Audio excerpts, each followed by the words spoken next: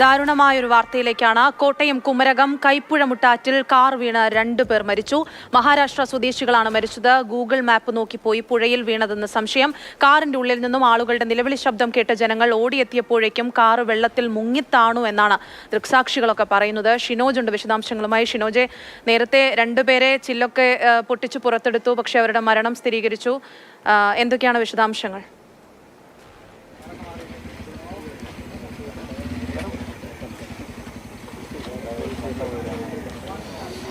അനശ്വര, രാത്രി 8:30-ക്കാണ് ഈ അപകടമുണ്ടാകുന്നത്. എനിക്ക് പിന്നിൽ കാണുന്ന KL07 CK 1239 എന്ന വാഹനമാണ് അപകടത്തിൽപ്പെട്ടത്. ഈ വാഹനം കോട്ടയത്ത് നിന്ന് കുമരകം ഭാഗത്തേക്ക് വരികയായിരുന്നു. ഈ കാറിനകത്ത് ഉണ്ടായിരുന്ന 2 പേരും മഹാരാഷ്ട്ര സ്വദേശികളാണ്. ഈ പ്രദേശവുമായി നേരത്തെ പരിചയമില്ലാത്തിരുന്നവരോ ഒരുപക്ഷെ അല്ലെങ്കിൽ ഗൂഗിൾ മാപ്പ് ഉപയോഗിച്ച് എന്തെങ്കിലും സംവിധാനം ഉപയോഗിച്ച് ലൊക്കേഷൻ ഉപയോഗിച്ച് യാത്ര ചെയ്തവരോ ആകാം അപകടത്തിൽപ്പെട്ടത്. എന്തായാലും ഈ വഴിതെറ്റി ഇവർ നേരെ തോട്ടിലേക്ക് മറിയുകയായിരുന്നു. മറിഞ്ഞതിന് ശേഷം ആദ്യം എത്തിയത് ഈ സമീപത്തുണ്ടായിരുന്ന ശബ്ദം കേട്ടെത്തിയ ഒരു നാട്ടുകാർ തന്നെയാണ്. പക്ഷേ ഈ നാട്ടുകാർ എത്തി അപ്പോഴേക്കും ഈ കാറ് വെള്ളത്തിലേക്ക് മുങ്ങിത്താഴ്ന്നിരുന്നു. തുടർന്ന് ഫയർഫോഴ്സ് ഉൾപ്പെടെയുള്ള സംവിധാനങ്ങളൊക്കെ എത്തി ഇവരെ ചില്ല് പൊട്ടിച്ച് പുറത്തെടുക്കാൻ ശ്രമം നടത്തി. എന്നാൽ അപ്പോഴേക്കും മരണം സംഭവിച്ചിട്ടുണ്ടായിരുന്നു. അവരെ കോട്ടയം മെഡിക്കൽ കോളേജ് ആശുപത്രിയിലേക്ക് നിലവിൽ മാറ്റിയിരിക്കുകയാണ്.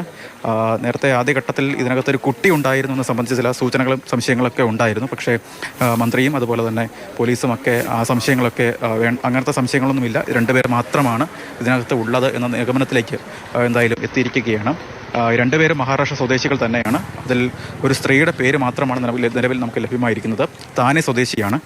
ബാക്കി ഒരു ഉണ്ടായിരുന്ന പുരുഷൻ്റെ സംബന്ധിച്ച് കൃത്യമായ വിവരം ഇതുവരെയും ലഭ്യമായിട്ടില്ല.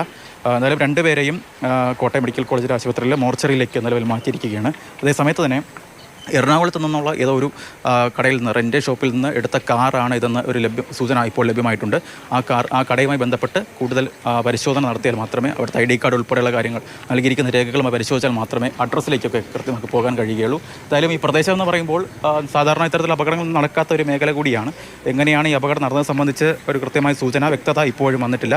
ഒരുപക്ഷെ നേരത്തെ നമ്മൾ പറഞ്ഞതുപോലെ ഈ ഒന്നുകിൽ ഗൂഗിൾ മാപ്പുമായി ബന്ധപ്പെട്ട കാര്യങ്ങളോ അതല്ലെങ്കിൽ ഈ പ്രദേശവുമായി കൃത്യമായൊരു ബന്ധമില്ലാതെ മഴയുണ്ടായിരുന്നു ആ സമയത്ത്, അങ്ങനെ എന്തെങ്കിലും അപകടം പറ്റിയതാവാനാണ് സാധ്യത എന്നാണ് ഇപ്പോൾ പ്രാഥമികമായി നമുക്ക് കിട്ടുന്ന വിവരമെന്ന് പറയുന്നത്. എന്തായാലും വല്ലാത്തൊരു ദാരുണമായ അവസ്ഥയായിപ്പോയി.